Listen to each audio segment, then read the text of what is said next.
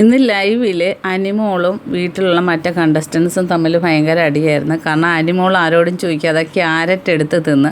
കാരണം എല്ലാവർക്കും ഉള്ള അവകാശമാണല്ലോ ആ റേഷൻ.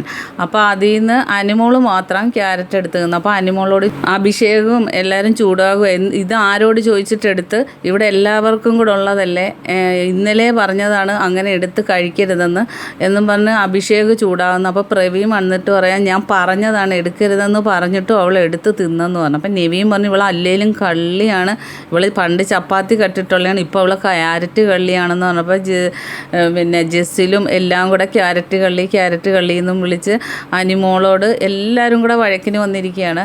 പക്ഷേ നെവിന് ഇതിനു മുമ്പ് ജസ്സിലുമായിട്ട് കാപ്പിപ്പൊടിയും എല്ലാം കട്ട് മാറ്റി വെച്ചതിന് ആരും പ്രതികരിച്ചില്ല. പക്ഷേ അനിമോള് മാത്രം ഇത് ഒരു ചെറിയ ക്യാരറ്റ് കട്ട് തിന്നതിന് എല്ലാവരും ഭയങ്കര ഒച്ചയും ബഹളമായിരുന്നു. അപ്പോൾ അനിമോള് പറയുന്നത്, എനിക്ക് വിശന്നിട്ടായിരുന്നെന്ന് പറഞ്ഞു. അഭിലാഷ് പറയുന്നത്, ഇവിടെ ഞങ്ങൾക്ക് എല്ലാവർക്കും വിശക്കുന്നുണ്ട്, ഇവിടെ ഫുഡ് റെഡിയാക്കുന്നുണ്ട്, നീ മനഃപൂർവ്വം കട്ട് തിന്നെയാണെന്ന് പറഞ്ഞ് എല്ലാവരും കൂടെ ഭയങ്കര അടിയായിരുന്നു. ബാക്കി അപ്ഡേറ്റുമായിട്ട് വീണ്ടും കാണാം.